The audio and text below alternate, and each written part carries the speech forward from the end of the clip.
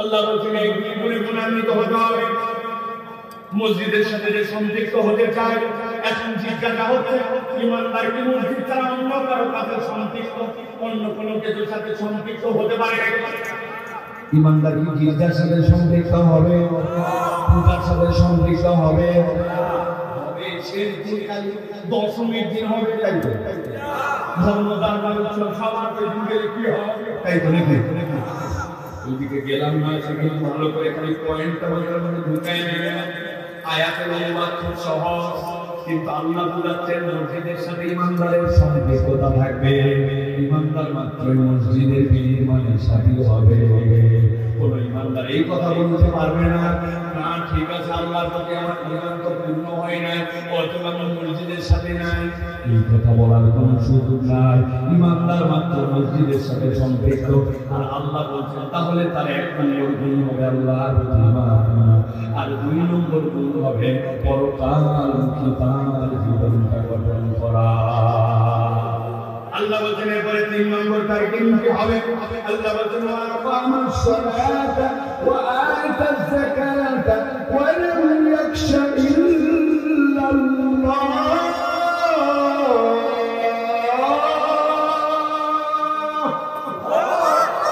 আমার আল্লাহ রাব্বুল বলছেন তার 3 নম্বর গুণ হবে ওই মানুষটা মসজিদমুখী হবে, নামাজ কায়েমকারী হবে, সালাত কায়েমকারী হবে, সালাত কেবল আদায়কারী হবে। আমাদের সমাজে সালাত আদায়কারী কোনো অভাব নাই, কিন্তু সালাত ভিত্তিক সমাজ প্রতিষ্ঠিত হতে করতে হবে, এইরকম মানসিকতা মানুষের অনেক বেশি অভাব। মসজিদের মধ্যে আপনি চলে গেছেন, যাওয়ার পরে আপনি এমন একটা জামা কাপড় পরছেন, আপনি এমন একটা অফিসে কাজ করেন, আপনার সমাজে এমন প্রভাব প্রতিপত্তি আছে, মানুষ আপনার গোনে মানুষ আপনার গোনে, আপনার টাকা পয়সা প্রভাব প্রতিতে মানুষ গোনে।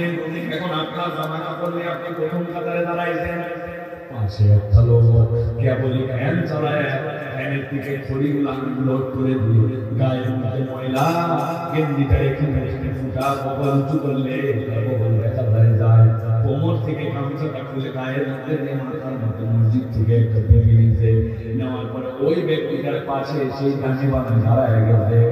বুদ্ধি থাকলে বলেন ইসলাম কি বলে? ওই ব্যক্তি 1000 কোটি টাকার মালিক হয়, ওই ব্যক্তি অনেক দুর্বল। ওই 1000 কোটি টাকার মালিক করলে কেউ বলতে পারবে নাকি তুমি একটু পিছনে দাঁড়াও, একটা ফাটে সরে দাঁড়াও? এই কথা বলার অধিকার আছে নাকি? এই দৃষ্টান্ত একমাত্র মসজিদের মধ্যে হয়।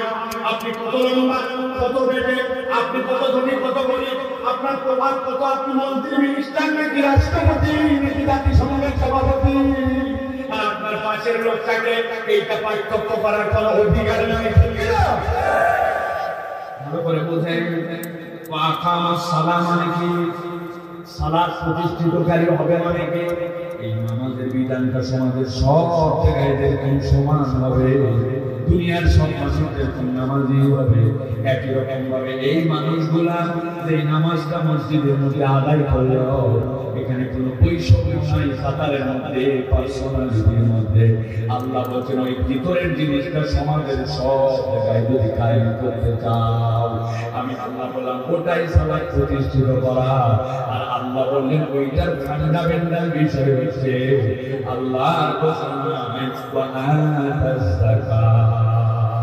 তোমাদের সমাজ যদি জাকাত ভিত্তিক সমাজ হয়, তাহলে ওই সমাজে 1000 কোটি টাকার মালিক থাকবে, ওই সমাজে 5000 কোটি টাকার মালিক থাকবে, ওই সমাজে অনেক কিছু থাকবে, কিন্তু ওই সমাজের মধ্যে 1000 কোটি টাকার মালিক ওদের তার খাওয়ার নিরাপত্তা পাবে, যেই লোকটা গেলে এবার তারও খাওয়ার নিরাপত্তা থাকবে।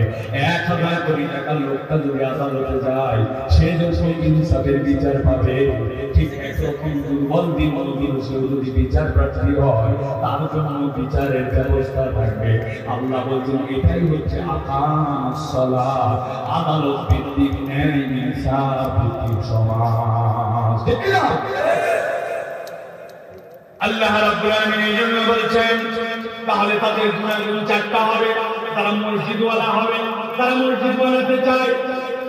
এখন আপনি বলবেন হুজুর মসজিদ বানানো খালি বড় লোকের কাজ না, প্রত্যেক ইমানদারের কাজ মসজিদের সাথে সম্পৃক্ত হওয়া, আল্লাহর প্রতি পরকালকে জীবন গঠন করা, সালাত ভিত্তিক সমাজ কায়েম করা, যাকাত আদায় করা। আল্লাহ বলছেন এই কয়টা গুণাগুণের পরে তার মূল কিন্তু কি হবে? আল্লাহ বলছেন ওয়ালাম ইয়াখশা ইল্লাল্লাহ, ওই ব্যক্তিটা আল্লাহ ছাড়া আর কাউকে প্রকৃত ভয় করবে না। ঠিক না?